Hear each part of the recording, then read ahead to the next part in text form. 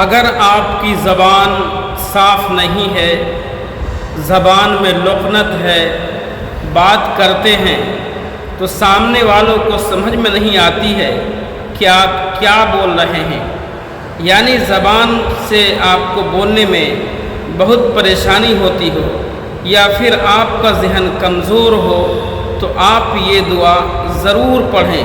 اس لیے کہ حضرت موسیٰ علیہ السلام کی زبان بھی صاف نہیں تھی، آپ علیہ السلام بھی یہ دعا پڑھتے تھے، رب اشرح لی صدری ویسر لی امری واحلل عقدۃ من لسانی یفقہوا قولی۔ پارہ نمبر 16 سورہ طٰہٰ، آیت نمبر 25، 26، 27، 28۔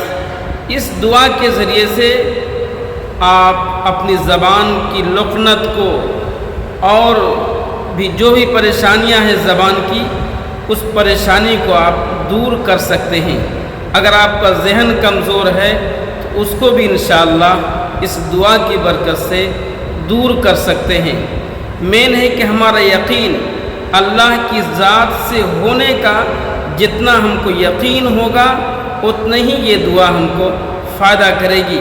اس لیے کہ بہت سارے دوست ہمارے اس پریشانی کو لے کر کے طرح طرح کی علاج کراتے ہیں، ڈاکٹروں کے پاس جاتے ہیں، بہت پیسے خرچ ہو جاتے ہیں، مگر پھر بھی ان کو کوئی فائدہ نہیں ہوتا ہے۔